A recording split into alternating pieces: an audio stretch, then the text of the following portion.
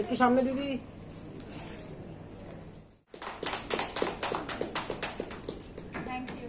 আমি অনুষ্ঠানের পরিচালনা করছি। মহামান্না সুচিত্রা সেন আমাদের গর্ব, আমাদের ঐতিহ্য। তাকে ঘিরে কোনো কাজ করাটা আমাদের কাছে একটা বড় প্রাপ্তির জায়গা। তাই আমি সেটা সবসময় বলে থাকি যে সুচিত্রা সেন একজনই ছিলেন, থাকবেন, আর কোনোদিন সুচিত্রা সেন হবে না। অ্যাকচুয়ালি 3টে পর্ব হলো।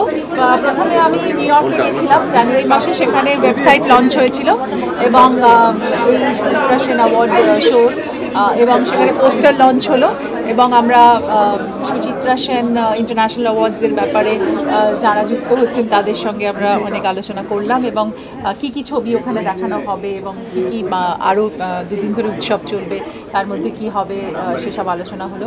এবং তার পরবর্তীকালে আমরা ঢাকাতে একটা বড় প্রেস কনফারেন্স করলাম এবং সেখানে আমাদের খুব প্রিয় বন্ধু ফেরদৌস এসেছিলেন, যে এখন সংসদ, এবং ওখানে এই যে যারা অর্গানাইজেশনটা মানে যারা এই কাজটা করছে, সাকি এবং এই বাংলাদেশের থেকে যে অর্গানাইজেশনটা নিউ ইয়র্কে আছে, তারা দারুণভাবে এই কাজটি করছে এবং আমি খুব খুশি যে সাকি, গোপালবাবু এবং আরও যারা, হামিদ ভাই, যারা এই অর্গানাইজেশনের ভেতরে আছেন তাদের সাধুবাদ জানাই।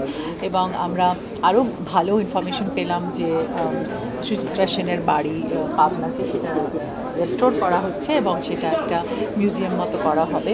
এবং আমরা দীর্ঘ আলোচনা করেছি আমাদের ওখানকার চিফ জাস্টিস এবং মহামান্য রাষ্ট্রপতির সাথে এই বিষয়।